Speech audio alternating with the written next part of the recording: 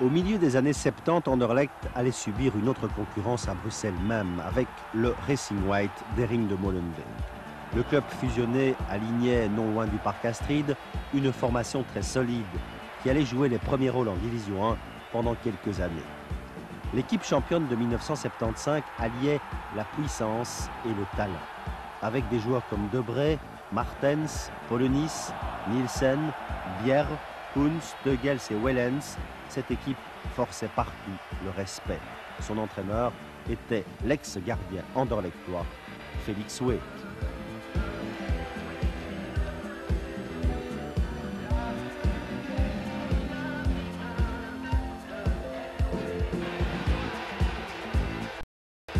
En 76-77, le RWDM jouait lui aussi la Coupe d'Europe. Il atteignait les demi-finales de la Coupe UEFA. Molenbeek n'y a perdu aucun match, mais il a été éliminé après un match nul 1-1 à domicile contre Bilbao et un 0-0 en Espagne. Pour présenter le match, il y a dans l'équipe du RWDM pas moins de 6 anciens joueurs du Standard. Jacob, Rubinelson, Nasson, Van der Smissen, Rouir et Rosé. Pour certains, il s'agit d'une revanche. Pour d'autres, il s'agit simplement d'un match de championnat. Oui, c'est une revanche. C'est toujours une revanche. Surtout ici, à 6 joueurs, 6 anciens du Standard. Et pour nous, c'est un match très spécial. Et aujourd'hui, on va montrer qu'on est capable de faire quelque chose contre de grandes équipes. Non, pas du tout. Je ne vois pas pourquoi. Je vais jouer mon match pour l'équipe. Comme tous les semaines, j'essaie de faire mon mieux et c'est tout ce qui me reste à faire, c'est tout ce qui reste à faire pour moi. La première occasion de la partie est pour les Molenbeekois. Guy van der Smissen, excellent pendant les 90 minutes, décroche un tir qui prend la direction de la lucarne. Gilbert Bodard, très attentif, détourne l'envoi. Le Standard se doit de réagir. Vervoort balance un long ballon vers Ellers qui en un temps de la tête trouve Marc Wilmots, contrôle et tire instantané sur la transversale. Les Molenbeekois se replient en défense et quadrillent très bien leur moitié de terrain. Derrière Rosé est irréprochable. Il intervient ici pour empêcher Betagno d'ouvrir le score. On retrouve Betagno sur la droite, un déboulé et un long centre vers le deuxième poteau. Hasselmann pique le ballon de la tête. Rosé est pris à contre-pied, mais De Vries dégage sur la ligne devant Wilmots. À la mi-temps, le score est toujours de 0-0. Face à une équipe bien organisée, le Standard se montre plutôt prudent. Molenbeek, l'année passée, nous a pris 3 points sur 4. Cette année-ci, on les craignait particulièrement. On sait qu'ils sont très motivés. 5 jours avant un match de Coupe d'Europe très important, une rentrée après 5 ans. Et je crois qu'on était peut-être un peu nerveux. Mais malgré tout, je trouve quand même qu'en première mi-temps, on a eu un peu de malchance. La latte, 2 fois sauvée sur la ligne. Et puis en deuxième mi-temps, là, on a eu un peu de chance. On peut appeler ça de la chance, mais le coup franc d'Hasselmann est très bien donné. Alain Betagno inscrit son 4e but en championnat. Le pressing du début de deuxième mi-temps a payé. Les Rouges mènent par 1-0. Freddy Smets décide de réagir. Il s'apprête à faire monter Rubinelson à la place de Pascal Jacobs. L'ex-gantois piqué au vif démontre aussitôt que sa place est sur le terrain. D'une passe de 40 mètres, il isole le rapide Van Ankeren qui laisse sur place toute la défense du Standard. Et seul face à Bodard, il glisse le ballon dans le but. Je crois qu'il a un petit peu bénéficié du fait que maintenant, avec la passe en retrait, Guy et Lers et moi, tous les deux, Guy ne pouvait pas me la mettre et moi, j'avais peur d'être trop tard si Guy la touchait. Et je crois que c'est un truc, c'est un accident de nous deux, mais bon, ça c'est le football. On joue à 11, ça peut arriver. Il reste 5 minutes à jouer. Coup de poing pour le Standard. Wilmots saute plus haut que Nasson et de la tête place le ballon sur la gauche de Rosé. Tout comme le premier but, le deuxième est inscrit sur phase arrêtée. Sur les phases arrêtées, ils sont quand même très dangereux, le Standard. Tu as vu maintenant, ils ont marqué 2 fois. Sur des phases arrêtées, c'est ce qui est important pour un club comme le Standard, des phases arrêtées où on travaille beaucoup. Ça rapporte ses fruits, tu vois. Et puis vient l'incident. Goossen subtilise le ballon dans les pieds de Nasson. D'un petit pont, il évite le ring et se présente face à Rosé qui l'accroche. Goossens tombe sur le gazon, Monsieur Blaro tombe dans le panneau. Il siffle pénalty et puis sans doute influencé par cette belle soirée de pleine lune, il décide d'appliquer le règlement à la lettre au détriment d'un fifrelin de psychologie. Il sort la carte rouge. Dirk Rosé plaide coupable mais ne bénéficie pas du sursis. Consolé par Gilbert Bodard, il quitte le terrain sous les acclamations du public. C'est un peu dommage. Je pense qu'on tue un peu les gardiens pour le moment avec ce règlement parce que ce que Dirk a fait, c'est pas une faute méchante, c'est une faute, un pénalty déjà une sanction normale et puis c'est terminé. Je crois que pourquoi la carte rouge? À Molenbeek, on a déjà fait les 2 changements autorisés. C'est le Rings qui s'installe entre les montants et qui, surprise, détourne le pénalty d'Alain Betagno. À Molenbeek, mine de rien, Van der Eycken accumule les points. Nos victoires sont logiques, car nos adversaires essaient de jouer selon notre style, mais nous, on le fait mieux qu'eux, alors si on gagne, c'est pas honteux. Molenbeek ne marque pas beaucoup, mais ce qui est rare est souvent précieux, et dès lors, ce but de Royce n'a que plus de valeur.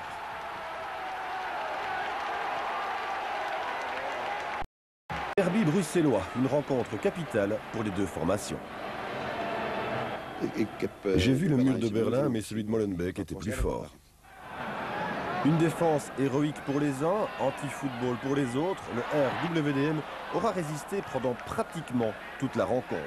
Il va s'incliner lors d'une phase confuse animée par Johnny Bosman. À l'issue du match, René van der Eycken va recevoir une avalanche de critiques, mais il aura sa revanche quelques mois plus tard.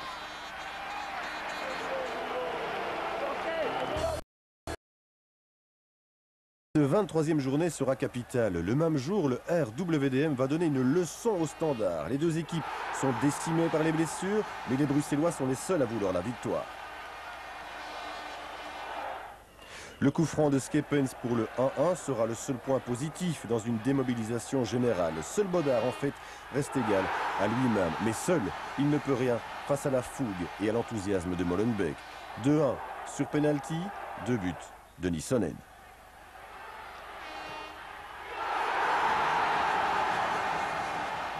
Le dernier goal illustre l'équilibre de la formation de Van der Eycken. Expérience et jeunesse, Van der Smissen et De Metz. Le RWDM reste dans le peloton des Européens, mais côté liégeois, c'est le début des moments difficiles.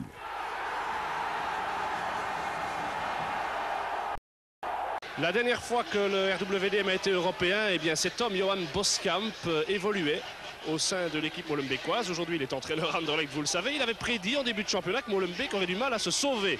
Et vous savez que les Molenbeekois jouent l'Europe aujourd'hui. Enfin, dernier détail, il est important, on a refait la pelouse. J'ai envie de dire qu'elle n'a jamais été en aussi bon état. De là à dire que ce sera un avantage pour le technicien d'Anderlecht, on le saura dans un moment. Bakali et Sabadini. Il y a Peremans devant lui, Sabadini, un ballon second poteau vers Pierre entre deux Anderlechtois et aucun problème pour De Wilde, dont c'est la première intervention après donc 9 minutes de jeu. Au contrôle difficile de Zetterberg, De Metz lui subtilise la balle. Alors Sabadini dans la foulée de Frédéric Pierre, le buteur, un ballon un peu trop long. Pierre écrasé et l'arbitre Pirot qui fait signe à Pierre de se relever. C'est évidemment la première situation très chaude depuis le début du match. 15 minutes, Van der Eycken a bondi en dehors de son banc. On va revoir Pierre qui évite De Wilde. Et oui, chacun se fera son idée. Bonne remise de Sabadini, De Metz qui livre un bon match de Metz. Pierre qui va peut-être pouvoir centrer. Le centre de Pierre, il est bon. Peremans juste devant Camus. C'est pas fini. Jacob contrôle, tir instantané. Le ballon est contré. Ah, on connaît le pied gauche de Günther Jacob qui a pris sa chance. Pierre avec Wallem et Babayaro et aucun soutien. Il parvient à centrer pour De Metz qui est tout seul. Il a le temps de tirer. Le ballon est contré. C'est le premier tir qui prenait en tout cas la direction du but, d'un but. Et De Wilde qui s'est couché sur ce ballon. Wallem avec Boffin qui plonge de l'autre côté. Eversabel va marquer sur le poteau. Oh, quel coup de chance incroyable pour Molenbeek. Eversabel qui s'est d'ailleurs fait mal en reprenant cette balle. Mais là, Rosé était battu. Peremans. Il passe. Bien joué, la part de Peremans. Un ballon qui arrive à De Wilde. Il y a beaucoup de monde, mais il peut tirer sur Nassen qui s'est vraiment jeté sur cette balle. On connaît tous les grands formats anderlechtois, excellent. La tête Rosé qui passe encore à travers et Bosman qui rate sa reprise. Il y a une petite mésentente, c'est déjà la deuxième fois dans les phases aériennes au sein de la défense molenbeekoise. Ça passe entre les jambes de Peremans. Alors Pierre face à De Boek, mais il est bien seul. Que va faire Pierre? Il essaye de passer en force, son pied gauche. Il est moins bon, le ballon est contré. Et Babayaro, il manque quelqu'un là, Molenbeek, qui aurait dû suivre pour éventuellement au moins gêner Babayaro. Bonne balle pour Peremans. Boffin efface Sabadini. Boffin dans l'axe et Grujic qui a compris et qui anticipe le coup. Il n'y a que Pierre devant. La passe de Grujic est une petite merveille, mais ce que fait De Wilde est très intelligent. Ah, c'est le gardien libéraux, il fallait le faire. Il a bien senti ce qu'il avait à faire, De Wilde. C'était important parce que Pierre était parti de manière très dangereuse. Alors, le stopper de Molenbeek, le meilleur Molenbeekois probablement sur le terrain. Avec Pierre lancé par De Boek. Pierre qui a le dernier mot, qui se joue maintenant de Peremans et qui tire à côté. Et quand je vous dis que chaque fois qu'il y a une action dangereuse pour Molenbeek, ce numéro 8 est toujours dans le bon coup. Frédéric Pierre, nouvelle action individuelle. 21 minutes encore. À part De Bild, tous les Anderlechtois sont dans leur rectangle. Pierre au premier poteau où il n'y a personne. Sinon Boffin. Camus qui va pouvoir tirer. Un bon tir de Camus. Zetterberg. Avec Versavel, très dangereux. Versavel qui tire et Rosé qui fait un arrêt très important dans le contexte de ce match. C'est peut-être la plus belle action du match. Et Versavel avait, à part bien sûr le tir sur le poteau de Versavel, la tête de Versavel précisément, mais là vraiment un arrêt très important de Rosé, c'est pas fini, Zetterberg tire, Rosé là. Et de Metz qui a un contre favorable là. Alors ces grandes jambes, il faut les lancer. Au bon moment la passe, Pierre qui tire, trop croisé. Mais de nouveau, comme en première mi-temps, il manque un joueur qui plonge au second poteau sur ce genre de phase du côté molenbeekois. On n'y croit pas trop. Les dernières secondes, un but maintenant éliminerait probablement Molenbeek la Coupe de l'UEFA. Non, il met un terme. L'arbitre Pirot ne laisse même pas donner ce coup de coin. 90 minutes et pas une seconde de plus. Et le bonheur qui laisse donc à Molenbeek la possibilité de disputer l'année prochaine la Coupe de l'UEFA. Des images comme ça, on n'en avait plus vu ici à Molenbeek donc depuis 16 ans. 16 ans après avoir joué contre les Italiens de Torino, Molenbeek retrouve la Coupe d'Europe, la Coupe de l'UEFA. Succès formidable évidemment pour ce groupe jeune et pour cet homme René van der Eycken. Et c'est en faisant un score de 0-0 que la meilleure défense du pays permet donc à Molenbeek de devenir européen. C'est la première fois que j'ai vu ça il y a quelques instants sur votre visage. Mais vous êtes très gentil, c'est vrai que je suis très ému parce que je suis très content. Ça fait 17 ans qu'on attend ça. La nouvelle politique qu'on a menée ces dernières années, c'était pour offrir ça aux supporters et on est très content de l'offrir aujourd'hui. Quel est l'élément qui a fait la différence par rapport à des clubs qui échouent comme le Lierse ou le Standard? Eh bien, je dirais qu'il y en a deux. D'une part, cet enthousiasme merveilleux de jeunes qui se sont engagés aux côtés de plus anciens, qui eux-mêmes se sont engagés. Et cette fusion entre les deux a donné les résultats qu'on connaît. Et puis un entraîneur hors pair. Anderlecht tout en blanc, Molenbeek tout en bleu. C'est un match de championnat, mais c'est avant toute chose un derby, une rencontre entre voisins, presque une affaire de famille. Un match souvent imprévisible avec des mécanismes, des ressorts très particuliers. Surprise, l'absence de Johan Wallem à Anderlecht. Il s'est blessé vendredi en toute fin d'entraînement. Célimes et Boffin sont donc alignés de concert. Van der Eycken témoigne d'un véritable courage. Hajduk 20 ans, De Metz 20 ans, Kingsley pas même 18. Ils sont tous les trois titularisés. L'arbitre est monsieur Romain. Et attention, Frédéric Pierre face à De Bild, c'est un intérêt particulier dans cette rencontre entre les deux attaquants de pointe, évidemment. Montée Boffin-Dol peut-être. La remise est pour Dol en effet. Et puis que faire devant lui Van der Smissen, centre en direction de Préco qui a tenté la bicyclette, ballon en retrait. Et donc dégagement du pied de Rosé. Que faire pour Nassen? Le centre, Katana qui oriente de la poitrine. Zetterberg avec De Metz. Le ballon parvient à Camus. Camus qui offre ce ballon à Babayaro. Son intention était évidemment très différente. Avec Hajduk qui se bat joliment, qui arrive à centrer peut-être pour Pierre. Non, dans les bras de De Vlieger. Eh bien, réplique instantanée du RWDM. 4 minutes de jeu. René van der Eycken, dont je ne dois pas vous rappeler qu'il fut lui aussi anderlechtois. Et d'ailleurs 2 fois champion avec les Mauves. Babayaro efface De Metz, il continue, le ballon loin du pied, oh l'espace! Et puis la sortie de Rosé, absolument indispensable, mais De Bild récupère et tire! Ballon dégagé par Van der Smissen, premier grand danger devant le but molenbeekois. Babayaro et De Bild, et puis le ballon maintenant chez Katana. Un petit moment d'émoi pour la défense et surtout un gardien de but très présent sur cette phase. On revoit l'action d'ailleurs du gardien Rosé. Babayaro qui vient dans le rectangle, il a trouvé l'espace, la sortie, il faut être courageux pour faire cela. Puis le ballon aboutit à De Bild et le tir contré là par Van der Smissen. Babayaro, De Bild et Préco sont en pointe, Zetterberg en soutien. Et voici Préco et le tir en pivot dans les bras de Rosé. Alors c'est Olysée qui vient au jeu maintenant et Danny Boffin qui quitte la pelouse. Boffin blessé peu avant la 35e minute, mais qui relève d'ailleurs de blessure depuis 15 jours maintenant. Et c'est donc Mike Olysée qui prend sa place, ou si vous préférez, Azubike Olysée. Et on continue à monopoliser le ballon dans le camp molenbeekois, mais au repos 0-0. Pas de but et cela s'explique avant toute chose par l'organisation intraitable mise en place par René van der Eycken. Alors que va faire Charlie Moussonda? Il faut donner un petit peu de vie à cette équipe anderlechtoise qui commence à s'endormir complètement. Van der Smissen l'a bien compris d'ailleurs. Tente cette montée offensive. Katana poursuivi par Van der Smissen. Van der Smissen, 39 ans. Attention, le ballon revient à Larmans qui redonne à Van der Smissen. Oh, il marque! Extraordinaire! La montée offensive de Van der Smissen. Je vous rappelais son âge au passage.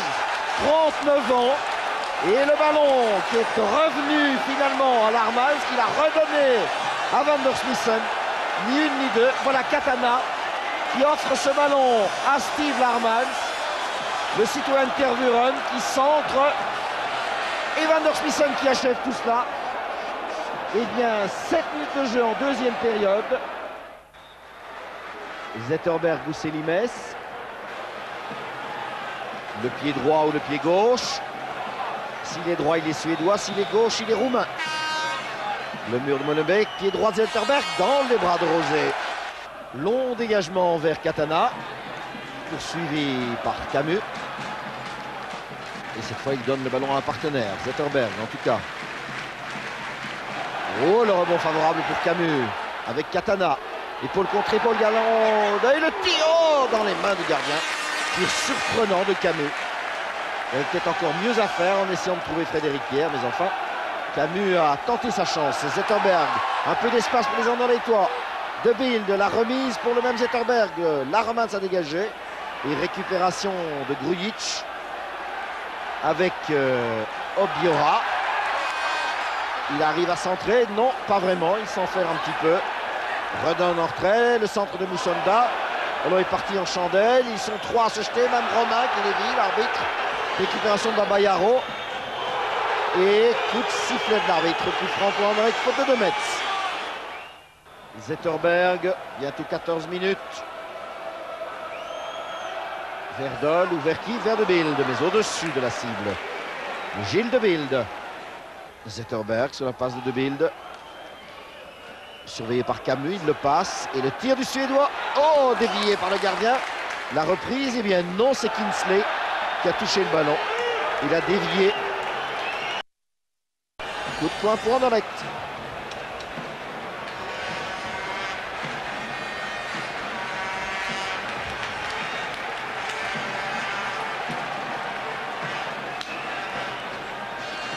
Coup de poing pour les Anderlechtois. Bientôt 20 minutes en deuxième période. Olysée, Obiora, ils sont tous là. Reprise de la tête et dégagement au piqué à nouveau en coup de poing. Reprise de la tête d'ailleurs de Olysée. Le coup de coin, il a été botté par Frédéric Pierre. Repris de la tête, loin au-dessus du but. On s'est un petit peu gêné d'ailleurs entre Kinsley et Nissonen. Selimès maintenant sur le service d'Obiora. Obiora à nouveau. Obiora accompagné par Nassen. Zetterberg, s'il arrive à se tourner, voilà, et le tir. Mais il a mal pris le ballon dans le coup de pied là. Et loin à côté. Per Zetterberg, ça ne va pas.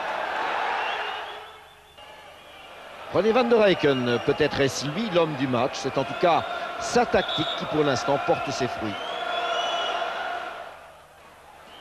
Moussonda encore, Selimès. Et aussitôt un Molenbeekois dans les pieds, c'est Larmans qui sprint avec Selimès.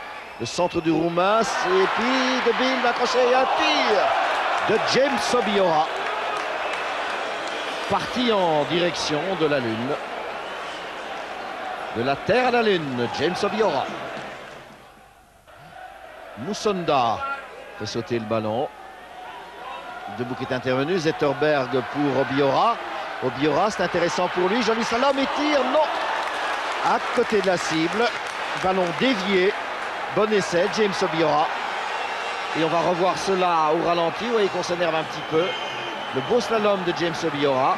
Van der Smissen a touché le ballon. Coup de poing par conséquent. Les derniers instants de la rencontre, voilà, les écharpes sont molenbeekoises ce soir. René van der Eycken est allé tout au bout de sa logique compte tenu du rapport de force théorique. Il a organisé son effectif de manière tout à fait imperméable. D'aucuns lui en feront sans doute leurs proches, mais enfin, les adeptes du beau geste ne doivent pas se cacher derrière leurs petits doigts. Cela fait maintenant 50 ans qu'Anderlecht affronte des défenses renforcées, mais il y a des années où il ne trouve pas de solution. À chacun d'en tirer sa conclusion. L'essentiel, c'est évidemment le but, la contre-attaque, je dirais presque la seule contre-attaque molenbeekoise, et le but réussi par le doyen Van der Smissen. Anderlecht 0, Molenbeek 1.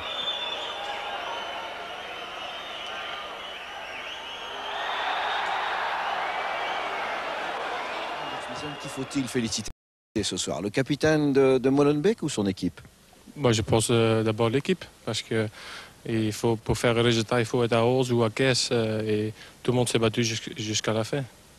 Guy, c'est un moment exceptionnel, celui que vous avez pu vivre ce soir. Marquer ce but dans le derby, ça a quand même une saveur particulière. Oui, bien sûr, parce que je pense que c'est la 4e fois que je marque ici à Anderlecht, mais peut-être qu'aujourd'hui, ça fait le plus de plaisir. Si je ne me trompe, mardi soir, quand Anderlecht a joué en Coupe de l'UEFA, vous étiez tous présents? On était tous présents, oui. Là, quand j'avais demandé dans le vestiaire s'il y avait des joueurs qui voulaient venir voir ce match, il y avait beaucoup de joueurs. Il y avait, je pense, 15 ou 16 joueurs qui étaient intéressés pour venir voir ce match. Ça voulait dire qu'à ce moment-là, ça vivait déjà. On voulait déjà faire quelque chose contre Anderlecht, parce que tout le monde était, disons, curieux pour voir comment ils jouaient.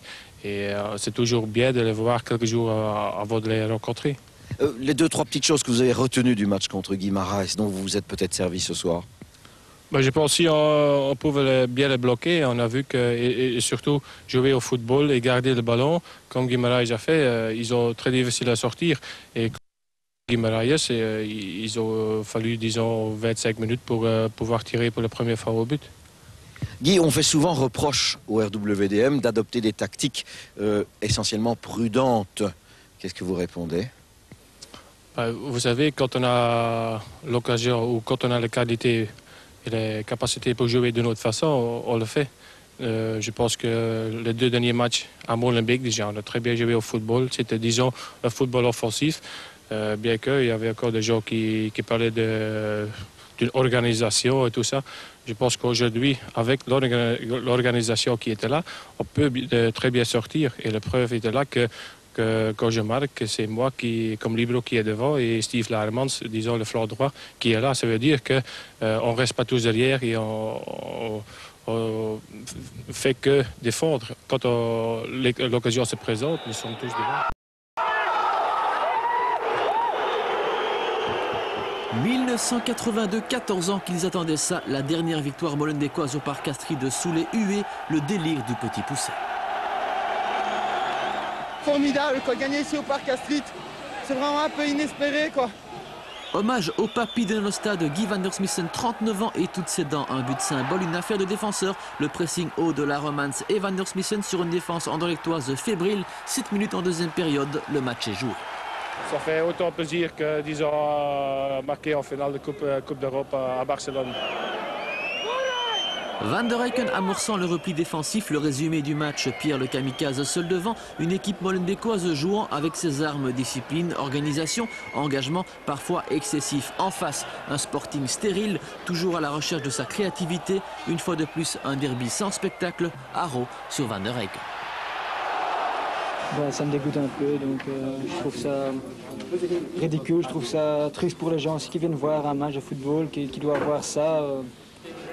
Non, peut-être, mais nous on a gagné, c'est le plus important. L'envers du derby, autre temps, autre mœurs. Le duel des frères ennemis se vit dans un autre registre depuis longtemps. La Zouanze a délaissé le parc Astrid. Derby choc, derby chic. Je crois que tout a changé dans le foot et le côté populaire a disparu, mais pour le reste, ça a un autre charme et ça a d'autres côtés positifs. Le derby, le lieu de passage obligé, celui où il fait bon se montrer, chacun dans son style et avec ses préoccupations. Mais le show n'était pas sur la pelouse, Anderlecht en panne d'inspiration face à des Molenbeekois jouant habilement le contre. C'est faible. Nous avons des avants qui ne marquent pas de but. Il y a De Bilde pour moi. Hein. Il a les sabots au lieu d'un soulier d'or. 3 nouveaux points perdus avant le choc de Bruges. Le malaise se confirme. Anderlecht en 3 matchs n'a marqué qu'une fois. Les dirigeants nous ont dit qu'on n'achète plus, donc il faut le faire avec les gens qui sont ici. C'est vrai que les attaquants n'ont pas eu des masses d'occasions, mais bon, je crois pas qu'il faut leur jeter la pierre. Je pense qu'on a tous un peu quelque chose à se reprocher. On n'a tout simplement pas fait un bon match, c'est tout. Si on aurait pu gagner aujourd'hui, on aurait fait une bonne affaire et ça aurait été bon pour le moral, mais en vue des matchs la semaine prochaine, avec les joueurs qui partent, ce sera doublement difficile. Molenbeek redresse la tête après un début de championnat difficile. Le RWDM a aligné hier 4 jeunes de moins de 20 ans pour une leçon de réalisme et de maturité. On avait certainement un bon paquet de frustrations à enlever par rapport à la saison dernière, où après le derby, on a solidement été critiqué. Villepin dès l'an dernier, grand vainqueur aujourd'hui, Van der Eycken est OK. Boskamp KO, c'est aussi l'histoire d'une succession annoncée. C'est beaucoup trop tôt de parler de la saison prochaine à Molenbeek ou n'importe où, donc c'est beaucoup trop tôt. Je crois que jouer de la sorte ici, ça ne serait pas fort apprécié. No comment, en anglais. Mais c'est vrai. Ça va? On arrête.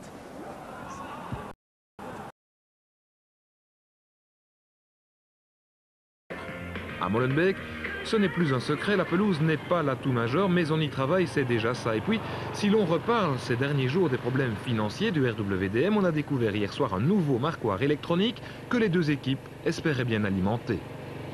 J'imagine qu'avant le match, vous lui faisiez croire qu'Anderlecht allait venir gagner ici. Bah oui, ça c'est clair. Avant, de toute façon, on venait pour gagner, et puis il fallait lui mettre un peu la pression sur le dos dès le départ en lui disant qu'on allait gagner.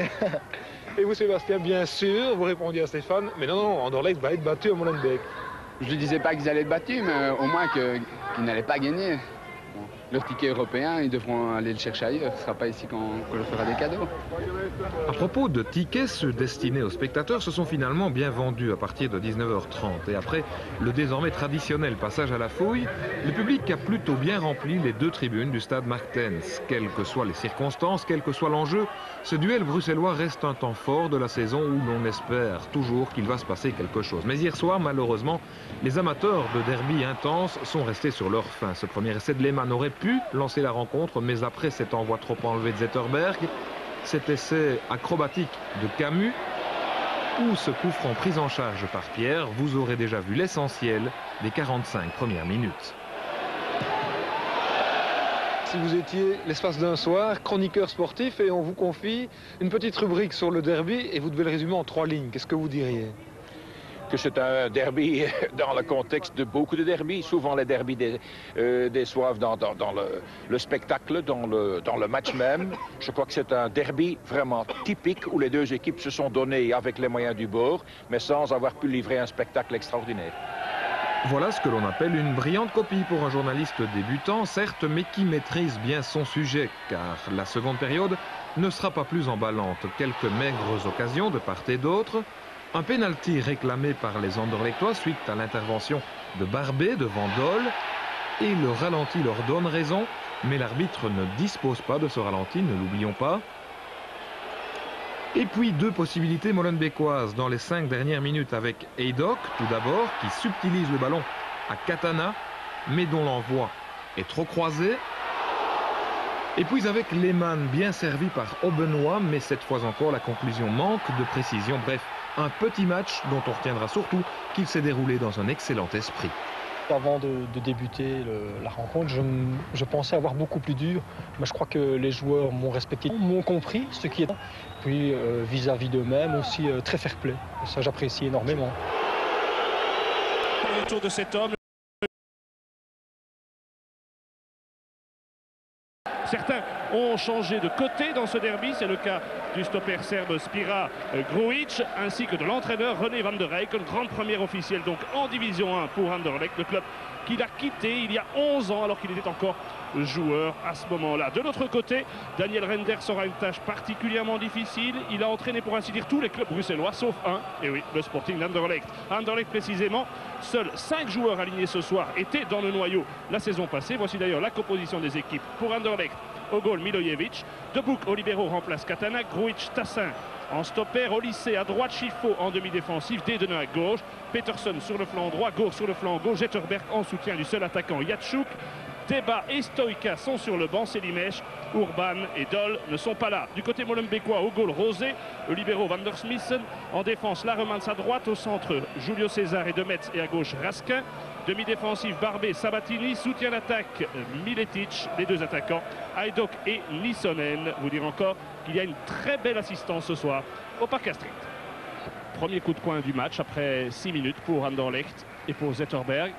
Un ballon tendu au premier poteau et c'était bien essayé de la part d'Olysée. De Boek était là au second. Schifo, il y a de l'espace. Schifo qui trouve Stassin qui est monté. C'est pas la première fois. Stassin qui va tirer de mettre, c'est sur la trajectoire et se dégage. C'est le deuxième coup de poing presque consécutif. Zetterberg fait monter ça un peu plus haut. Dedene sur la ligne. Bien replié, c'était Sabadini qui était là. Et Dedene qui était intelligemment intervenu.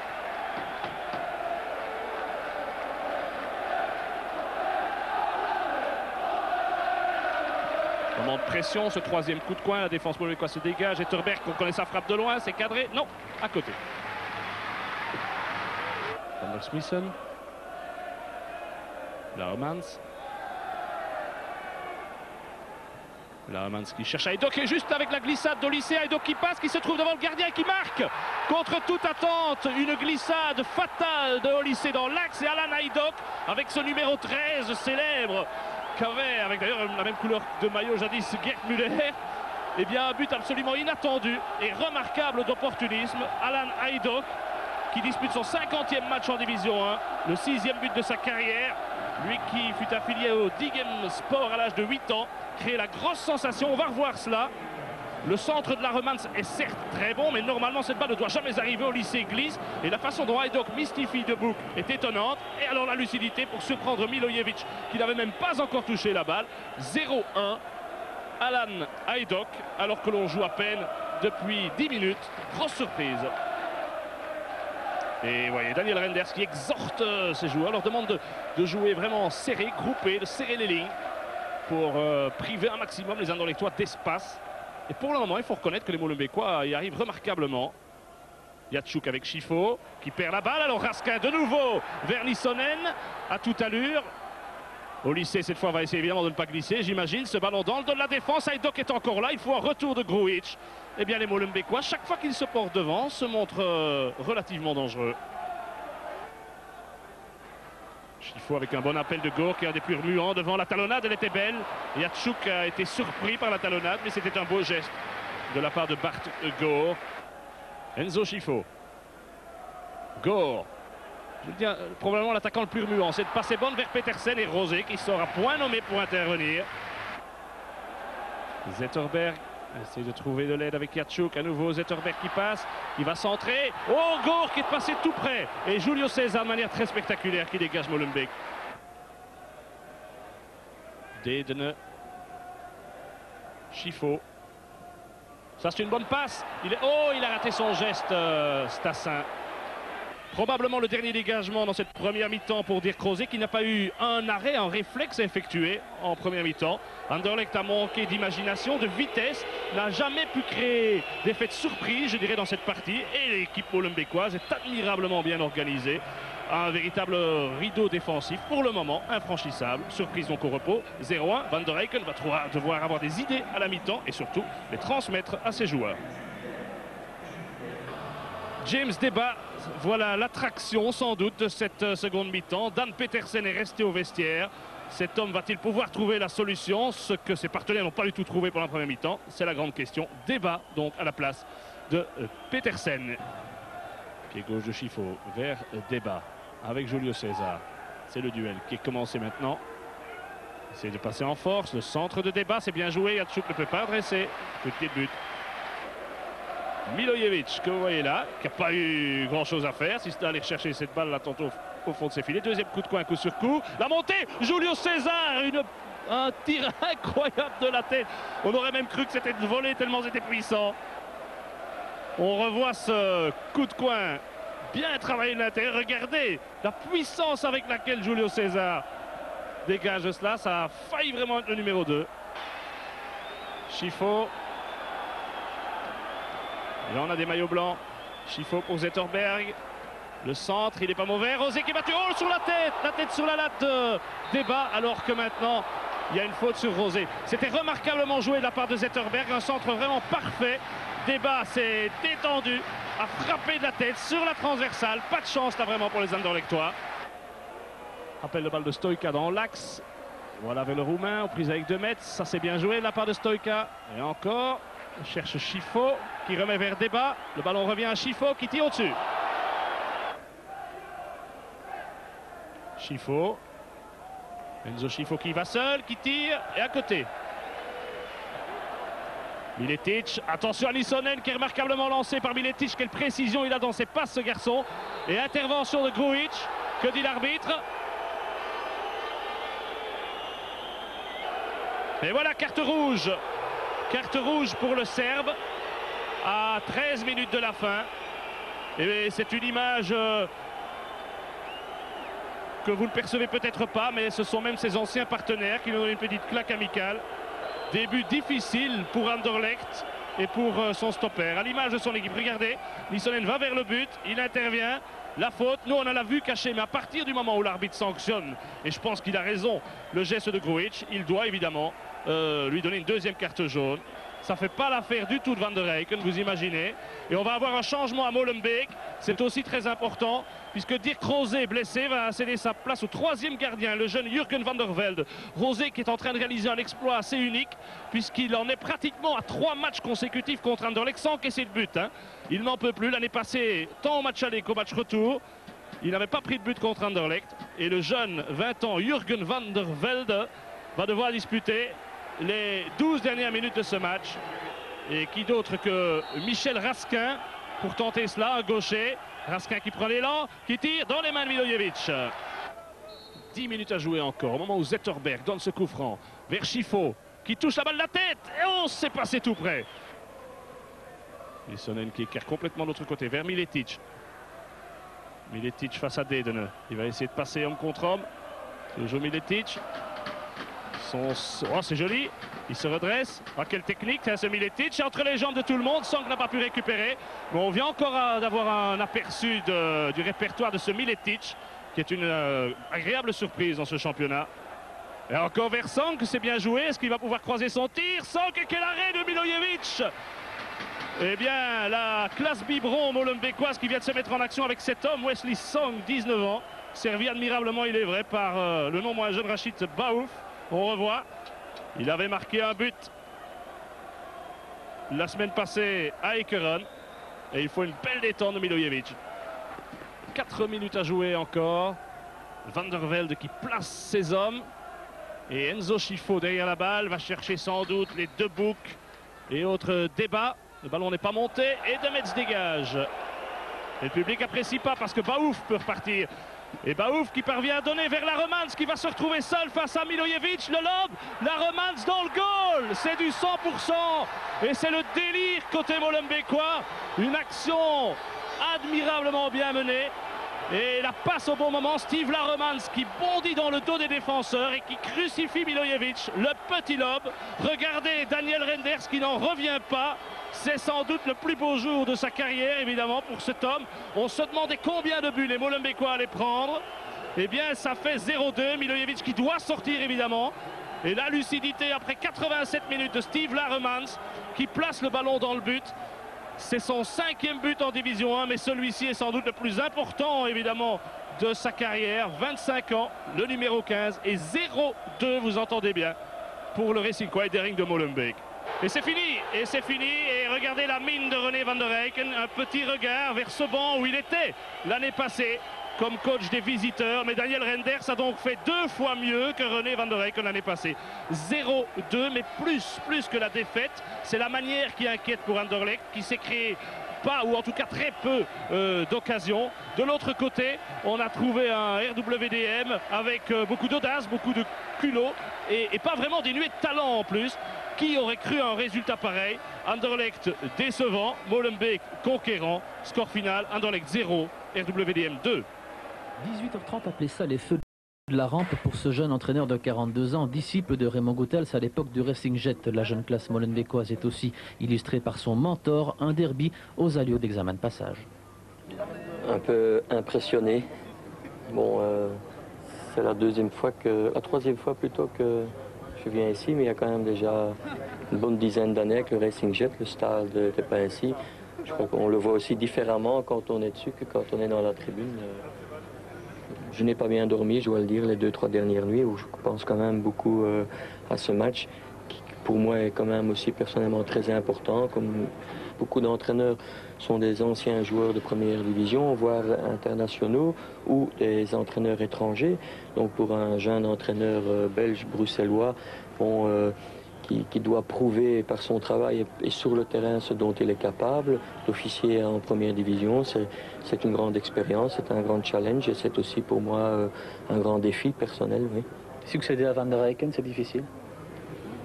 Oui, c'est très difficile parce que M. Van der Eycken, c'est avant tout un grand professionnel du football qui connaît son métier à fond et qui a quand même laissé énormément d'empreintes au RWDM.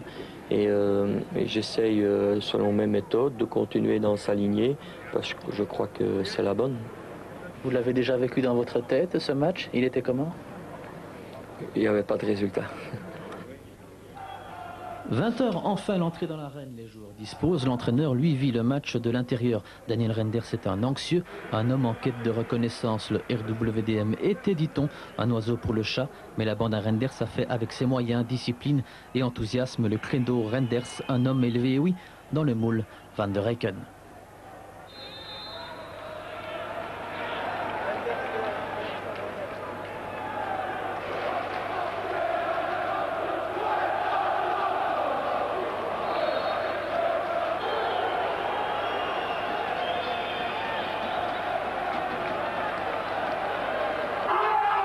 Enfin, le coup de sifflet final salvateur sur ce 0-2. Un an après, Renders a égalé son maître en marquant, lui, un but de plus.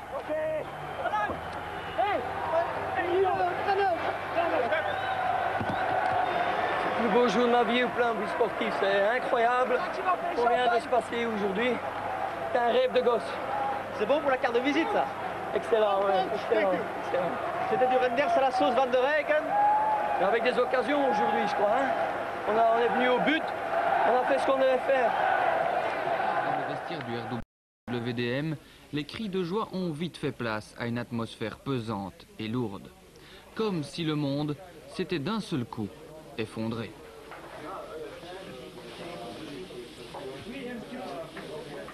Pourtant, quelques minutes plus tôt, les mines molenbeekoises étaient réjouies. C'était l'exaltation d'une victoire surprise, conquise pourtant sans la moindre discussion aux dépens d'un voisin anderlechtois bien pâle. Seulement voilà, le RWDM s'est lui-même sabordé en effectuant 4 remplacements au cours du match, un de plus que permis.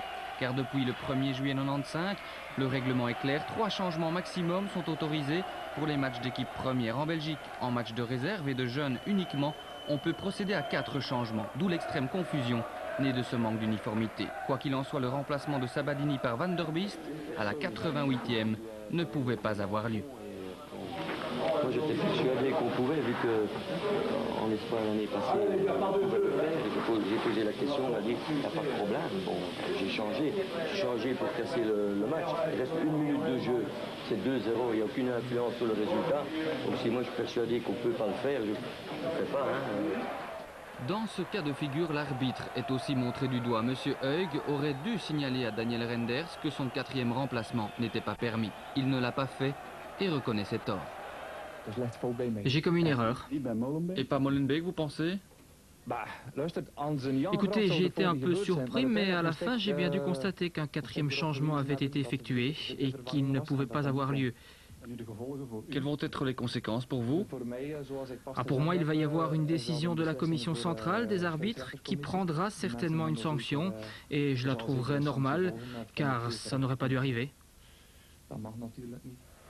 Le comité sportif décidera donc aussi de l'issue de ce match que Grujic et Van der Eycken, ex-Molenbeekois, ont abordé sans doute avec un peu plus d'émotion que les autres. Un derby que l'on nous avait présenté comme plus que jamais disproportionné et qui a finalement secoué toutes les prévisions. Ceux qui avaient misé sur un score fleuve au profit des Mauves se sont complètement trompés tant la bande à Schifo et Zetterberg s'est montrée incapable de faire vaciller un bloc molenbeekois très soudé et surtout audacieux. 8 minutes de jeu et le premier coup de tonnerre au parc, but de Alan Hajduk. 0-1, un excellent service de Steve Larremans, une glissade inopportune de Olysée et Hajduk qui allie technique, vivacité et sang-froid pour mettre le RWDM sur les rails d'un succès qu'Anderlecht ne viendra que trop rarement lui contester. Car quand les Mauves croient avoir trouvé la faille dans le rideau défensif adverse, il y a toujours quelque chose qui fait défaut. Alors, pour pallier à ce manque d'efficacité, voilà James Deba, le Libérien, lancé au jeu à la pause en place de Petersen, ce qui n'empêche pas Molenbeek de demeurer dangereux avec cette tête de César. La plus belle occasion d'Anderlecht se situe à l'heure de jeu, mais la reprise de la tête de Deba frappe la transversale de Rosé. Le Libérien n'est pas encore libérateur. Molenbeek a la chance avec lui, alors il continue dès qu'il le peut à porter le danger devant Milojevic. 77e, Grujic a taclé Nissonen par derrière. Deuxième carton jaune pour l'ex-Molenbeekois. Anderlecht va poursuivre à 10 contre 11. Mais les petits jeunes de Renders sont déchaînés, ils s'accrochent à l'inespéré et à l'image de Sonk, ils osent.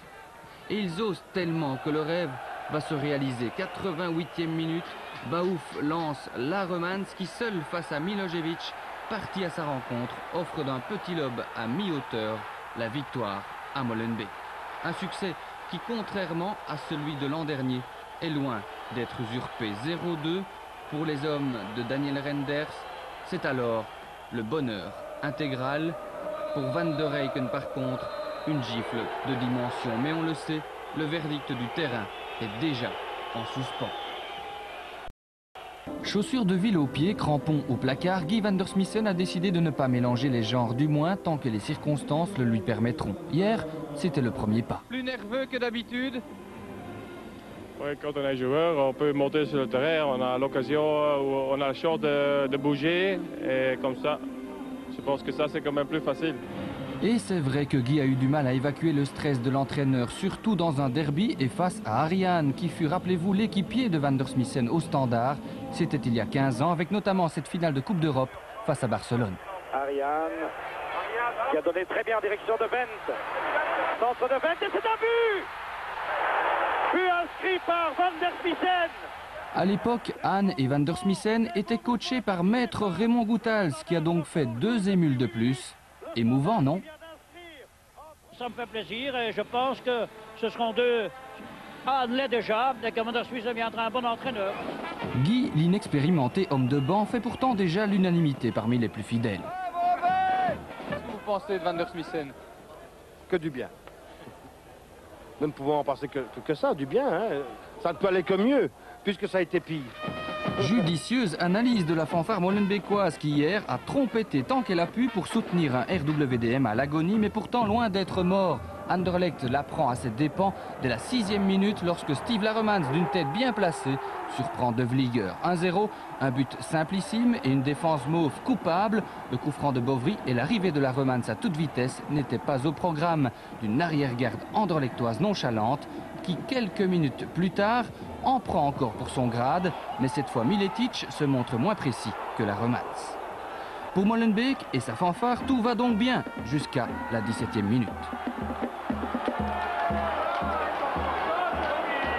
Mais enfin, Salvatore, que s'est-il passé? Les Mauves se congratulent. Et oui, déjà l'égalisation, le rêve a été trop court pour Molenbeek. L'explication est simple, le RWDM fait preuve d'autant de lymphatisme et d'approximation que les Mauves sur le but d'ouverture. Schifo a dès lors senti le bon coup et Olivier Doll, le stopper, devient Olivier Doll, le finisseur. Rosé est pris à contre-pied et le match repart à contresens. Dans le sens de Saint-Guidon, bien sûr, car voyons, ce derby ne peut quand même pas échapper à Anderlecht, déjà frustré et humilié au match aller, mais Petersen a visé trop haut, et Chifo, bien placé, a oublié que Rosé en a un peu marre de prendre des buts. Mais la persévérance est une vertu payante chez les footballeurs. 37e minute, mouvement limpide de Bouk, Selimès qui déborde Barbet et Everson, le centre tendu traverse le petit rectangle et Petersen cette fois ne laisse plus passer sa chance. 1-2, le Danois signe son premier but en championnat et profite d'une cruelle absence défensive chez les Molenbeekois. Pour Van der Smissen, c'est l'heure des premières questions. J'ai eu quand même un petit peu peur parce qu'après cette défaite consécutive, quand les joueurs commencent à repenser à tout ça, j'ai dit ça va être difficile maintenant. Mais en deuxième période, Molenbeek va chasser ses vieux démons et faire de la résistance. Bon d'accord, Dirk Rosé n'est pas un ancien combattant, mais son expérience va s'avérer déterminante. Rosé, qui avant le match n'était pas le plus optimiste de la bande. J'avais mes petits doutes aussi, un petit peu. Je me disais en moi-même, maintenant Guy va devenir entraîneur. Il va certainement plus jouer.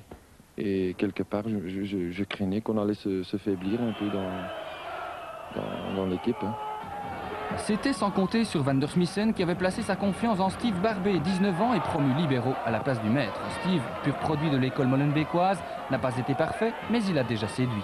Il a montré beaucoup de lucidité. Hein. C'est pas évident de jouer dans une position que tu n'as pas l'habitude de jouer. Et en plus, ce qui peut s'améliorer encore un petit peu maintenant, c'est prendre la parole vis-à-vis de ses autres défenseurs. L'entraîneur m'a aussi dit en semaine que je devais plus parler, mais disons que c'est pas tellement dans ma nature de crier sur les gens ou de faire des gueulades. Donc ça doit s'apprendre, quoi. Laisser du temps à Barbet et à Everson, le Brésilien déjà brillant hier, de se familiariser avec notre climat. Et si l'équipe molenbeekoise semble un peu mieux balancée, celle des Mauves est toujours loin de son meilleur rendement. Petersen loupe le coche.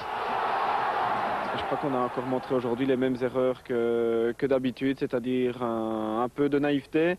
Et bon, on n'arrive pas à tuer le match. Et dans ces cas-là, c'est toujours pareil, on paye les pots cassés.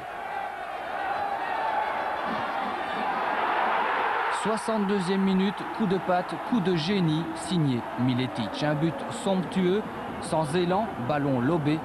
De Vlieger, trop avancé, avait sans doute rêvé meilleure soirée pour fêter son nouveau contrat de 4 ans avec les Mauves. Il n'y a pas grand-chose à faire. Beaucoup de temps, tu es spectateur ou tu fais des choses pas très difficiles, mais quand même tu prends des buts et ça c'est pas amusant pour un gardien.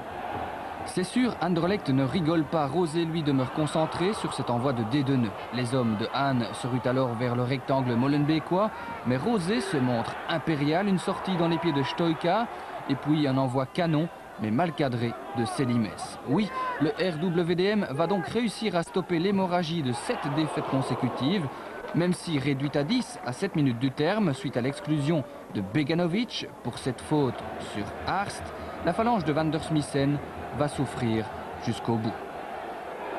Jusqu'au bout de ce coup franc de Enzo Chifo, écarté par Rosé à 5 minutes de la fin.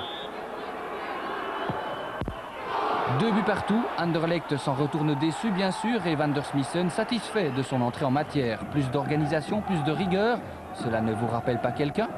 C'est clair que René van der Eycken a laissé quand même une impression de professionnalisme et que, comme Guy van der Smissen est un homme intelligent, il a, je crois, pris pas mal de bonnes choses de René, mais je crois que dans l'avenir, il va montrer que lui aussi a sa propre touche. À Molenbeek, hier, on pensait aussi à Daniel Renders, qui avec un matériel limité aura fait ce qu'il a pu finalement. Mais aujourd'hui, la parole est à Guy, qui va continuer à soigner ses crampons. J'ai dit, et je continue à répéter ça, s'il y a trop de suspendus ou de blessés, et si c'est nécessaire, je vais rejouer. En attendant son 569e match, Van der Smissen, l'entraîneur, a savouré le point du renouveau. Bon, c'est plus à nous, on doit prendre des points, on doit se battre pour chaque balle. Hier soir, il aura manqué 2 choses essentielles au Molenbeekois. Un, des idées dans l'entrejeu. Un René Klomp, par exemple, le meilleur homme sur le terrain. 2, un attaquant, un vrai. Un Robert Echoun, par exemple. Regardez jusqu'où il vient chercher le ballon et surtout jusqu'où il sera capable de le conserver. Ici, Eschoun fait la différence à lui seul. Il vient forcer le pénalty et puis le convertir. Symptomatique, Lommel est réduit à 10 depuis la 41e minute et voici l'intervention la plus délicate de Ney sur l'ensemble de la seconde mi-temps. En définitive, on a recensé plus de cas litigieux que d'occasions franches. Cas numéro 1, Vinken touche clairement le ballon du bras gauche, lequel est tout sauf le long du corps, pourtant idéalement placé. L'arbitre Dropsy a une autre interprétation des faits. Cas numéro 2, cette intervention de Kanarts devant Vametchou. Kanarts touche le ballon, mais ensuite, avec son autre jambe, il déséquilibre Vametchou. L'arbitre, toujours admirablement placé, n'est manifestement pas de cet avis. Cas numéro 3, Eschoun s'écroule, verdict penalty qui est pour moi vraiment pas un penalty, quoi. Donc je pousse Eschoun vers l'extérieur, je tacle, j'ai la balle devant moi et l'arbitre il siffle penalty. Et on s'étonne qu'il n'y ait pas d'arbitre belge à la Coupe du Monde. Une phrase dure mais souvent entendue après le match, n'est-ce pas, Walter? Oui, comme tu as dit avant le match, Lommel n'a pas reçu un penalty cette saison. Il faut venir plus et dire ça souvent parce que aujourd'hui c'était le cas, mais je ne crois pas que c'était un penalty. Mais néanmoins, on est très heureux qu'il a sifflé ça parce que à ce moment-là, on mène 0-2. Et après, il a aussi donné un cadeau au RWDM. Un pénalty de compensation converti par Everson, mais insuffisant pour éviter au RWDM un 6e revers dans ses installations où il n'a pris que 6 points depuis le début de la saison et où il n'a plus gagné depuis le 13 septembre. Tout est cependant loin d'être négatif, à l'image de Steve Barbet, 19 ans, le plus jeune libéraux de la division 1. Premièrement, il est techniquement très doué. Et deuxièmement, il faut le football aussi. Maintenant, c'est à lui d'un peu encore mieux parler. Et moi, je trouve encore un peu plus se battre. Milieu de terrain de formation, Barbet a donc reculé d'un cran. Au fait, a-t-il un modèle? Baresi qui avec son style vraiment très calme, très cool. Un exemple peut-être?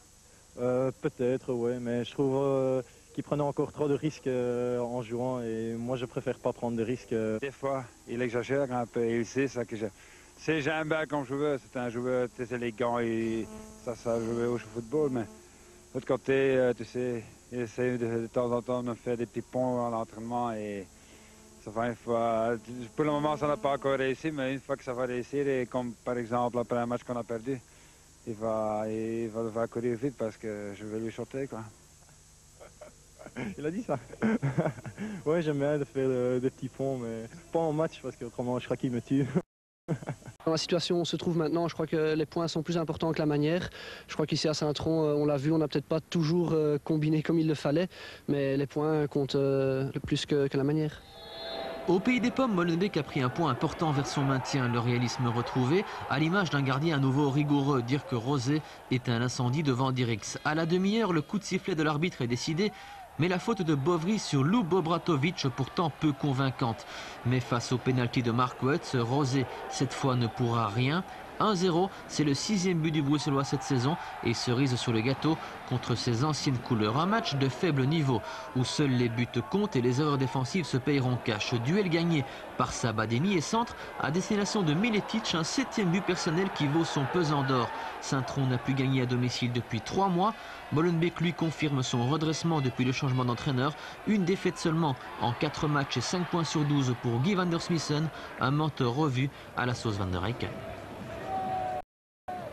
Nonobstant l'interdiction du ministre Van de Lanotte, hier 4 guichets avaient bien été ouverts. Qu'est-ce que vous avez reçu comme instruction aujourd'hui? Eh bien qu'on peut ouvrir de 7h à 8. On comptait sur une recette entre 2 millions et 2,5 millions.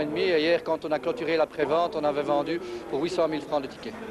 Alors maintenant, qu'est-ce que le RWDM risque en prenant cette mesure? Comme le ministre nous a prévenu qu'à partir du moment où vous ouvrez un guichet par heure d'ouverture, vous avez 11 000 francs d'amende. Donc nous avons décidé d'ouvrir 2 guichets pour les supporters molenbeekois et 2 guichets pour les supporters brugeois. Donc en principe, on risque une amende de 44 000 francs.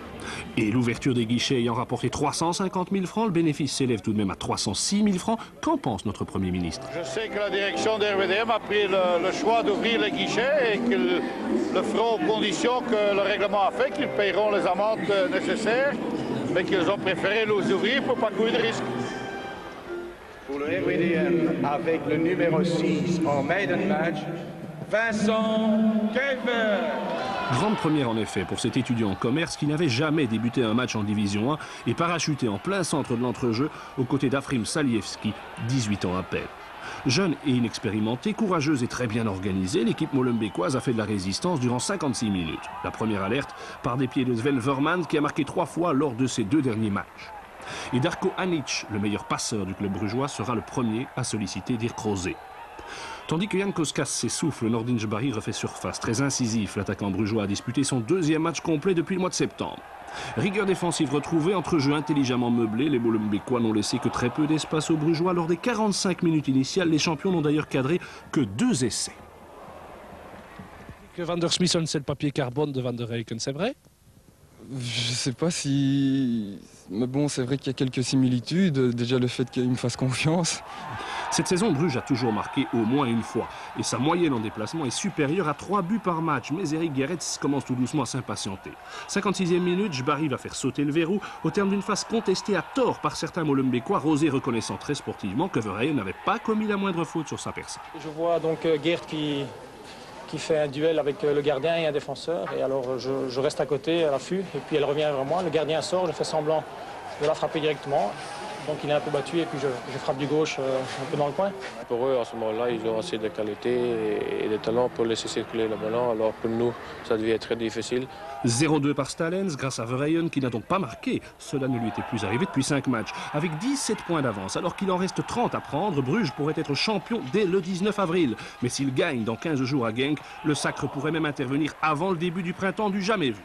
Quant aux Molenbeekois, dont voici le seul tir cadré du match, ils devront se battre jusqu'à l'ultime journée pour assurer leur maintien. Et pour y parvenir, il faudra aussi se créer davantage que cette seule occasion de but. Au bout de cette remise en jeu, il y a un beau but pour Molenbeek, avec au passage beaucoup de vivacité, un superbe 1-2 et la tête de Van Gronsveld. Le RWDM mène 0-1 après 6 minutes, mais surtout, il impressionne. Je pense qu'on a été pris peut-être à froid, pris de vitesse, on ne gagnait aucun duel, ils étaient plus agressifs, plus vifs sur le ballon. On se dit alors que sur le banc d'entraîneur, Van der Smissen apporte désormais encore plus à sa jeune équipe. Mais en moins de 20 minutes, tout va changer. Tête de Ferreira, un but partout. Pas vraiment le temps de se dire que peut-être Van der Smissen, son expérience sur le terrain, histoire de calmer le jeu, ce ne serait pas inutile que déjà c'est 3 buts à 1. Par Brogno, vous l'avez vu, et puis par Barbet qui dévie ce tir de porte. De la touche, Van der Smissen constate. On était trop loin dans les lignes et trop loin de notre adversaire. Et avec les conséquences qu'on connaît, 3 heures à mi-temps et une carte rouge pour Beganovic. En 7 matchs, c'est la 3e exclusion de Beganovic. Il reste 1 heure de jeu, que faire à 10? Et pourquoi pas faire jouer notre commentateur sur place? Le ballon pour moi. Oh, sur le micro! Aïe! Nous rassurons les proches d'Eric Roll, seul le micro est tombé. Plus sérieusement, à 10 contre 11, c'est le jeune Kuivers qui montre le chemin à suivre. Son tir lèche la transversale. Déconcentré depuis la reprise, Westerlo comprend l'avertissement. 4 buts à 1 par Tony Brogno, 6e but cette saison pour un des 4 francophones du club. Oui, c'est vrai qu'on se retrouve à 4 ici. C'est vrai un petit peu, mais je pense que c'est une équipe belge et il n'y a pas de différence à faire. Brogno, encore à la base, du but de Jochen Janssen, 5 buts à 1. L'effet Van der Smissen s'estompe, alors est-il plus utile sur le terrain ou sur le banc? Je crois que ça marche quand même mieux qu'avant, donc ce qu'il faut éviter, c'est ces mauvaises séries, comme on l'a eu par exemple de 7 matchs de suite de défaite, donc ça il faut éviter. Mais je crois que pour l'instant ça marche très bien, il remet la discipline dans le groupe et il faut lui laisser le temps donc, de continuer à travailler dans cette voie-là. Il n'y a pas mille solutions hein, pour nous. Et non, mon cher Dirk, il n'en existe d'ailleurs plus qu'une seule, vaincre l'Antwerp la semaine prochaine pour encore vivre d'espoir. Car vendredi, dans ce duel crucial face à Beveren, Molenbeek n'a jamais donné l'impression de vouloir à tout prix la victoire. Beveren, lui, s'est livré sans compter, en quémandant l'appui venu d'en haut. Le RWDM, avec un seul attaquant en la personne d'Aubenois, pouvait-il dès lors revendiquer quoi que ce soit? Non. L'option de Van der Smissen, qui avait pour l'occasion rechaussé ses crampons, n'était donc pas la bonne. Le but de Van den Ede, le seul du match, venant récompenser l'équipe la plus volontaire sur le plan offensif. Beveren s'impose donc et prend ses distances par rapport à des Molenbeekois fatalistes. Le sort s'acharne sur le Racing White Daring de Molenbeek.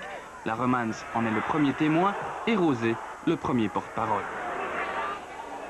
Il va un peu contre toi, contre l'équipe, hein, pas contre une individualité, mais contre une équipe. Et maintenant, la seule chose qui nous reste à faire, c'est d'oublier tout et puis recommencer à nouveau à zéro. Tout oublier, peut-être, la prestation de vendredi, sûrement, car ce n'est pas de cette manière que les Bruxellois s'en sortiront. Désormais, ils sont au pied du mur. Soyons clairs, si Molenbeek l'a emporté, c'est au terme du match que l'on attendait. Tendu, haché menu par de nombreuses fautes et d'une rare pauvreté. Mais enfin, le plus important hier, ce n'était pas les mauvaises passes, mais le résultat. Personne ne le contredira. Dans ce match fermé, ce sont donc les détails qui ont fait la différence. Le premier, c'est l'engagement. Là, on ne peut rien reprocher aux Molenbeekois, plus volontaires, plus agressifs aussi. Je crois qu'en ce moment, on doit pas regarder la manière de jouer. C'est plutôt kick and rush et c'est le résultat qui compte. Notre place ne nous permet pas de jouer un beau football, nous permet justement d'y aller, de se donner à fond. Constatation, la plupart des jeunes joueurs molenbeekois ont grandi dans leur club. Ils se sentent concernés par l'avenir du RWDM. Du côté de l'Antwerp, la Légion étrangère ne peut en dire autant. Deuxième détail qui a fait la différence, Van der Smissen au milieu de terrain s'est avéré d'un précieux apport. Guy Van der Smissen a eu, à mon avis, un peu trop de critiques en semaine et je trouve sur sa prestation d'aujourd'hui, il prouve qu'en tant que joueur de 40 ans, c'est assez extraordinaire ce qu'il montre encore sur un terrain de football. Troisième clé du match, la jeunesse et le talent de Salievski. 18 ans, il a parfaitement muselé Pivaljevic qui n'a réussi que ceci en deuxième mi-temps.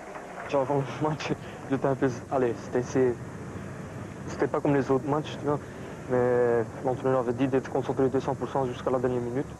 Ah oui, une précision, il n'y eut qu'un tir cadré en première période, cet envoi de Miletic repoussé par De Kort. À la reprise, le RWDM est d'emblée plus pressant. L'Antwerp joue en marchant, dès lors quand Miletic accélère, ça surprend. Le 1-2 avec Van der Smissen est parfait. Le service de l'entraîneur vers Sonk aussi. Que dire alors de la reprise? 1-0, 48e minute. Assurément le plus beau mouvement du match et le 4e but du jeune Wesley Sonk cette saison qui vient libérer Molenbeek au meilleur moment. Sonk, un peu relégué dans l'ombre depuis l'arrivée d'Everson, suspendu hier, est bien l'homme du match. 5 minutes après son premier but, il en inscrit un deuxième sur ce coup franc de Vametchou. 2-0, c'est la deuxième victoire à domicile pour Molenbeek. La première, c'était aussi 2-0 contre Saint-Tron le 13 septembre avec, je vous le donne en mille, également 2 buts de Wesley Sonk. Bien entendu, je suis heureux. Je marque 2 buts et je crois avoir saisi la chance que m'offrait l'entraîneur. Et pour cela, je l'en remercie. Critiqué la semaine dernière, Van der Smissen est aujourd'hui applaudi. La victoire arrange souvent beaucoup de choses. Par contre, pour l'Antwerp, rien ne va plus. L'équipe est en pleine déliquescence, à l'image de Kikens, expulsé pour 2 cartons jaunes et qui ne verra pas la fin de la partie. L'Antwerp, lui, n'est pas près de voir le bout du tunnel. Molenbeek aurait encore pu alourdir la marque par Beganovic, mais l'important était acquis depuis longtemps. La lutte pour la survie continue. Il faut chaque fois se remotiver, c'est pas facile. Mais c'est ce qui fait le mérite justement de cette victoire ce soir. C'est preuve qu'on n'est pas mort et je crois que Molenbeek s'en sortira et je crois que bien avant le dernier match de championnat. En recevant Gand, le RWDM espérait bien rééditer sa performance d'il y a 15 jours face à l'Antwerp. Mais Johan Boskamp n'a fait aucun cadeau à son ancien club. Après la tête de Fogen sauvée sur la ligne, les Gantois profitent d'une perte de balle de Vametchou pour se déployer vers le but de Dirk Rosé. La défense bruxelloise est pour le moins figée et Dragutinovic sur la gauche est esselé. Il ne fait ni une ni deux. Extérieur du pied gauche et 0-1 au plus mauvais moment pour le RWDM. On est dans les arrêts de jeu de la première mi-temps. Molenbeek, déjà amorphe, est groggy mais se ressaisit quelque peu en fin de match. La tête de Van Gronsveld passe au-dessus, mais la plus belle occasion reste à venir avec cet essai lobé de Laremans, détourné dans un ultime sursaut par Erpoel. La Gantoise, qui restait sur une série de 6 matchs sans victoire, renoue donc avec le succès sans avoir montré grand-chose. Deuxième contre valable et deuxième but signé Nielsen à 2 minutes du terme. 0-2, le RWDM retombe dans ses travers et fait à nouveau du surplace. C'est le Liers qui entame la partie de la manière la plus convaincante, exemple avec le tir de Heustra. Pendant une demi-heure, Rosé et sa défense sont dominés, mais ils résistent vaillamment. Il faut dire que l'entraîneur organise sur le terrain. C'est d'ailleurs lui, Van der Smissen, qui offre cette passe de but À Sonk, 0-1 après 32 minutes contre le cours du jeu en contre-attaque. Deuxième mi-temps, contre-attaque toujours et 2 cartons rouges. Un pour De Geer à la 52e minute et un autre pour Lehn 8 minutes plus tard. Le RWDM va pouvoir jouer à 11 contre 9 pendant une demi-heure. Les occasions pour faire 0-2 se succèdent car le Liers ne se regroupe pas dans son rectangle. Il y a de l'espace, mais les jeunes joueurs de Molenbeek ne parviennent pas à en profiter. Exemple avec Aubenas notamment. Confirmation, le Liers et Van Meer tentent de revenir même à 9. Et sur cette poussée de Hajduk sur Van Kerkhoven, penalty. Un but partout par Van Meer à 10 minutes de la fin. Quel gâchis! Si l'adversaire prend tellement de risques, c'est toujours avec les gabarits qu'ils ont, c'est toujours dangereux de prendre de but. Ce n'est pas là l'erreur, je pense. L'erreur, c'est de rater tellement des occasions.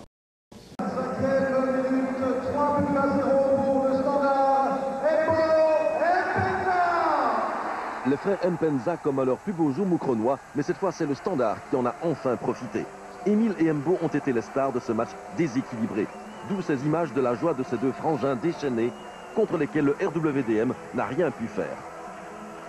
Au début, ils étaient un peu trop forts pour nous, mais ouais, au début c'était 2-0, hein, c'était plus rien faire. Et... La différence, surtout la première mi-temps entre le Standard et Molenbeek, c'était les Mpenza. Indéniablement, mon cher Steve, et les chiffres sont là. 3-0 après 26 minutes des œuvres des deux frères. Et une ouverture du score qui aurait pu survenir sur pénalty. Seul M. Van de Ven a nié l'évidence. Pas l'arbitre belge au mondial, normal. Il en fallait cependant d'autres pour entamer la rage offensive des Mpenza. Coup franc pour la tête d'Emile, plus petit mais plus prompt que Larmans et Malcor. C'est 1-0 après 3 minutes seulement. De Condé imprime le rythme à la partie. Malcor tente d'intervenir, mais c'est Mbo cette fois qui décide de faire le ménage pour s'en aller battre Rosé. 2-0, un but que l'on revoit à vitesse normale et sous un autre axe. Toute l'énergie que met Mbo, parti de loin, un effort remarquable. Les Mpenza ne sont pas des géants, on le sait, mais leur détente est au-dessus de la moyenne. Une première tête d'Mbo plus rapide que Salievski, une deuxième d'Emile, oubliée par Vamessou. Soulignons aussi au passage le centre parfait d'Aldermans. Les frères Mpenza avaient donc montré la voie. Aldermans parachèvera le travail sur coup franc, dévié il est vrai par le mur. À 4-0, ce sera bien difficile pour les Liégeois de se concentrer sur un sujet déjà épuisé. Une action de Wamberto, une autre de Condé, et ce sera tout pour la deuxième période. Le RWDM a fait les frais du regain de forme du Standard. Il a fait de la figuration, avec tout au plus en première mi-temps quelques escarmouches. Comme Beveren a pris un point précieux à Charleroi, ça fait 4 unités de retard désormais sur les Waaslandiens. L'enfant se présente plutôt mal. Ça devient de plus en plus dur. Je crois qu'il reste 3 matchs. Je crois qu'on doit prendre un 9 sur 9. Je crois. C'est peut-être un peu moins, mais je crois qu'il faut se battre tous les matchs et il faut se donner à 100%. Un mois encore sur le Standard où le remplaçant de Peruzovic devrait être choisi parmi les Français Smericki et Bologna et le Suédois Lennartsson, candidat de dernière minute. Faites vos jeux. Dès la 5e minute, Paul Mpaka, servi idéalement par Laurent Fassotte, se joue de la défense pour propulser le RWDM vers la victoire.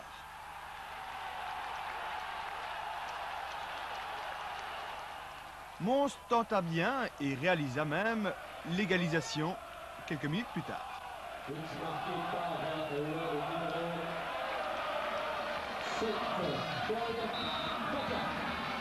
Un tir de loin qui surprend Meyer, le gardien réserviste, et me place le RWDM en plein doute.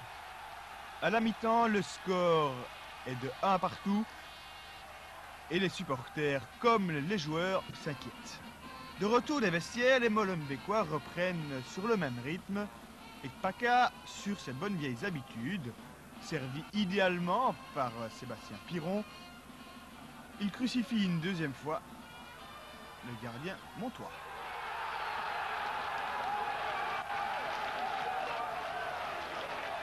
Quelques minutes plus tard, c'est le chouchou des supporters, Frédéric Van der Biest, qui ponctue sa saison par un coup de tête salvateur. Les supporters peuvent dès lors commencer à faire la fête. La division 1 se rapproche. Pour le plus grand plaisir de ceux-ci, Giuntini alourdira le score à 4 buts à 1. Molenbeek retrouve donc l'élite. Na 4 minuten zit Molenbeek al op rozen. Paka draait zich knap vrij. En hij steekt de bal voorbij Dumoulin. RWDM 0-1 voor.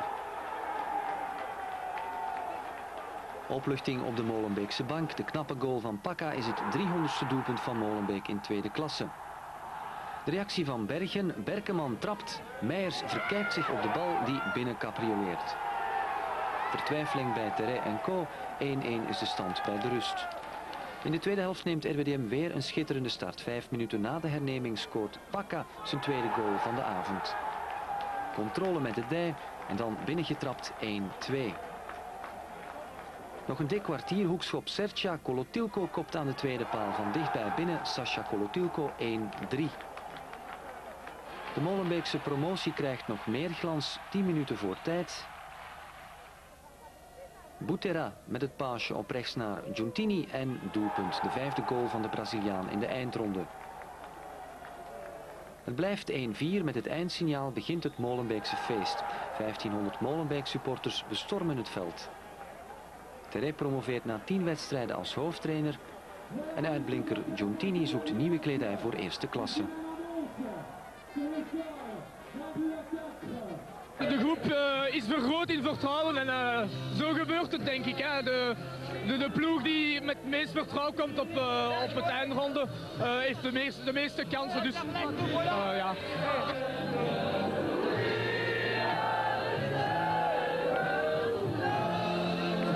Schitterend, ongelooflijk. Zeker als we het begin van het seizoen bekijken, dat iedereen ons bijna afschreef voor tweede klasse. En nu dit is ongelooflijk.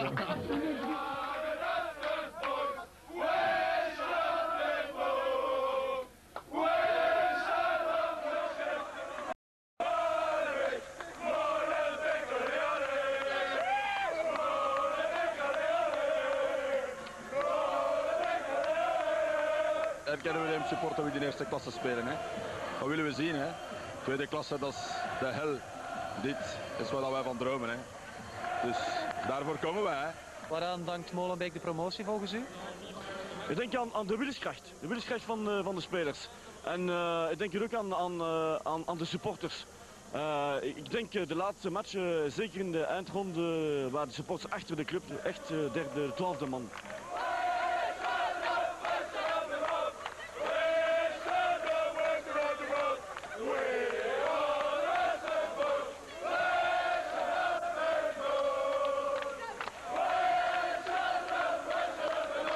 We waren met, ik ga niet overdrijven, met 120 man van Anderlecht mee naar Bergen. Waarom? Omdat een Brusselse club terug in eerste kan komen. We waren erbij, we hebben geen boel gemaakt, we hebben niet gevochten. We hebben gewoon gezegd van oké, Brussel tezamen.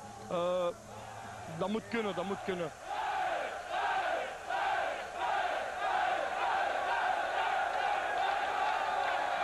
Wie was voor jou de beste speler afgelopen seizoen? Giuntini, vind ik. En Godard.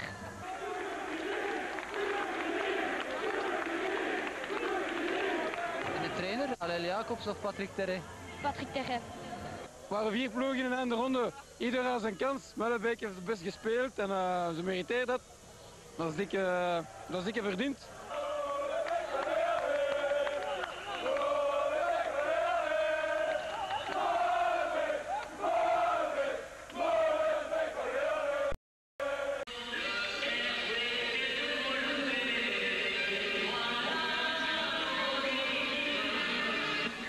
Tegen Turnhout lukt het niet in de reguliere competitie. Thuis speelt Molenbeek 1-1. Op Turnhout in de heenronde opent Gadjaga de score. Maar dan slaat het Molenbeekse zwarte beest toe. De Ghanees Anthony Asamoah maakt 3 doelpunten en zo verliest Molenbeek van Turnhout met 3-2. Het resultaatvoetbal van tweede klasse ligt een technische ploeg als Molenbeek niet. Maar er is ook de realiteit. Echt academisch voetbal laat RWDM voor nieuwjaar zelden zien.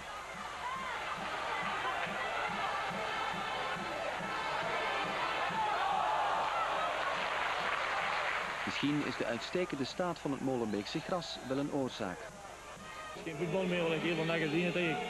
Dat is gewoon straatvoetbal. Gelijk dat we in het park hier van achter op de hoek spelen, dat zit te geloven.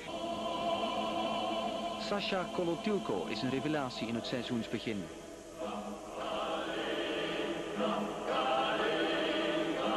Всех нашу ситуацию, хочу помочь этой команде. Быть как можно выше турнирной таблицы.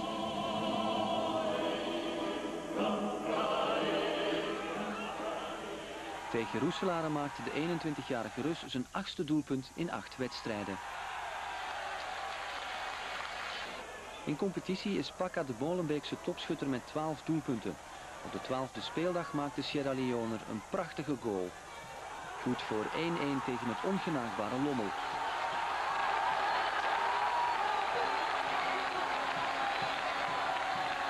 Molenbeek speelt altijd beter tegen ploegen die in de top 5 staan. Het zijn meestal voetballende ploegen ook. En dat ligt ons beter dan die ploegen in de middenmoot die constant met lange ballen spelen. Laat ons gewoon realistisch blijven en laat ons gewoon verder breien op de prestatie die we op het ogenblik doen. En de eindronde? Daar praat ik nog niet over.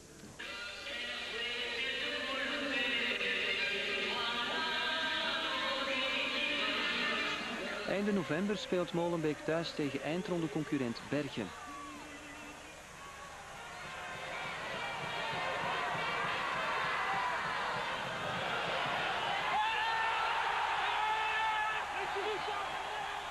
Giuntini maakt met het hoofd een schitterend doelpunt. Molenbeek-Bergen wordt 2-0. In de 2 laatste wedstrijden van de eerste ronde schittert RWDM door 4 rode kaarten.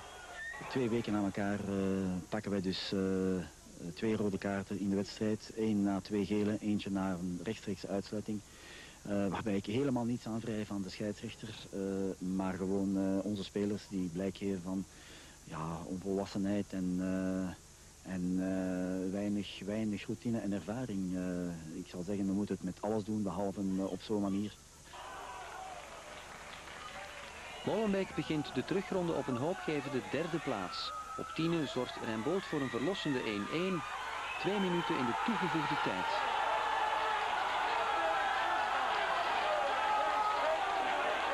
In het Edmond Machtenstadion gaat Deinze voor de bijl met 5-0. Giuntini scoort 2 van zijn 10 goals in competitie. Dat is goed voor de vertrouwen. We hebben gewerkt hard voor dit resultaat. En eindelijk is een paar goals voor het publiek is allemaal tevreden.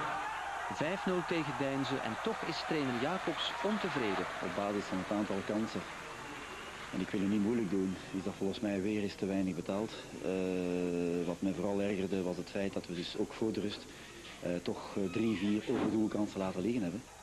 Luik komt in Molenbeek op een 0-1 voorsprong. Alleen dankzij een own goal verovert Molenbeek nog een punt. De spelers steunen Jacobs, maar toch vliegt de trainer buiten.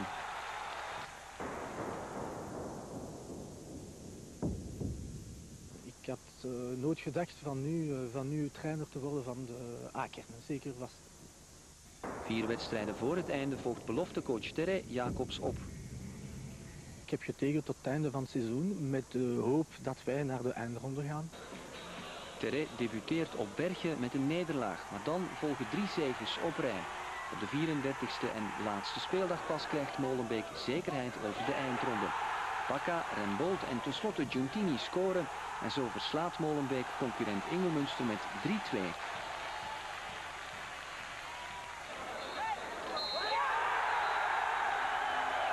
Molenbeek wordt 3e in de competitie. De eindronde is een feit. Ik denk ook dat het belangrijk is van te zeggen dat Ariel Jacobs die 3/4 van het seizoen heel goed werk afgeleverd heeft. Nu beginnen we een mini-kampioenschap en we moeten ervoor gaan. We zijn 1 van de 4, dus we hebben 25% kans. Waarom niet? Erin gelopen. De rest is geschiedenis. Na 3 gelijke spelen wint Molenbeek 3 keer op rij in de eindronde. Molenbeek terug naar eerste klasse. De uitbundige viering begint met het eindsignaal. The name of the game. The name of the game.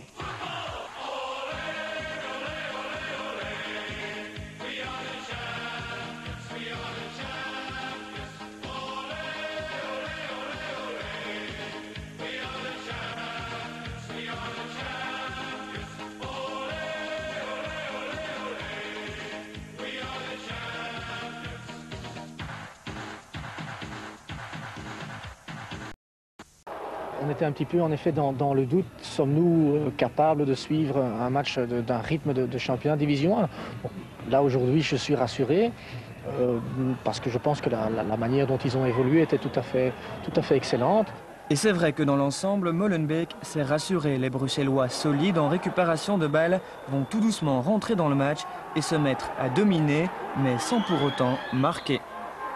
Bref, au moment où l'on se dit que Molenbeek est plus fort, Godard stoppe Tankari dans son effort, sortie manquée et rentrée au vestiaire prématurée. Elle fait tout basculer, mais si à ce moment-là on avait concrétisé ne fût-ce que la moitié de nos occasions, au marquoir on mènerait avec 2 buts d'écart. Donc même à 10, on aurait peut-être amené quelque chose ce soir. Mais voilà, pour marquer, il faut cadrer. Et si Boutera oblige ici Wolders à se coucher, ce sera l'une des seules fois de la rencontre, car si le RWDM a su accélérer, il s'est aussi souvent précipité. Pourtant les attaquants sont remuants et pas question de les critiquer. Malgré tout, je suis très content. J'ai fait jouer un jeune garçon qui n'a même pas joué l'année dernière un seul match. Et je crois qu'il s'est très bien tiré d'affaire. J'ai dû l'enlever à l'exclusion de Godard. Donc il ne faut pas oublier que Kolotilko et Magros sont des garçons dont il faudra malgré tout compter. Les joueurs de Lommel, eux, ont moins de fond de jeu, mais sont dangereux sur phase d'arrêté. Nouvelle preuve sur l'unique but de la rencontre. Molenbeek a du mal à se dégager et si l'action n'est pas limpide, la conclusion est plus rapide. Superbe geste de De Kelver, l'acrobate campinois. Mais après ce beau rétro, Molenbeek n'est pas KO et surtout pas Kolotilko à la base de cette occasion de face-saute, une nouvelle fois impeccable en défense et présent devant. J'ai eu une balle, je pense, où j'aurais pu égaliser sur un très bon service de Kolotilko. Malheureusement, c'est pas dedans. Mais je crois qu'il ne faut pas désespérer. J'espère marquer mon premier goal en Division 1 plus tard. Et plus tard, c'était presque quelques minutes après. Mais une nouvelle fois, le Liégeois est un peu trop court. Réduit à 10 pendant 1 heure de jeu, les Bruxellois ont réussi à bousculer Lommel jusqu'au bout, encourageant. C'est vrai que c'est une première défaite pour un premier match, mais je crois qu'il faut rester optimiste et garder les pieds sur terre, même si on a fait un bon match. Et le prochain match à la maison contre Charleroi, il faudra être doublement motivé et prendre les 3 points, je pense. Et que ceux qui croient que Molenbeek peut battre Charleroi regardent par ici. Comme quoi, le RWDM fait déjà peur à ses adversaires. Elle vous avait manqué, à nous aussi. La fanfare de Molenbeek est de retour en D1, qu'on se le dise. Face à Charleroi, c'est d'ailleurs avec tambours et trompettes que les Bruxellois entament le match.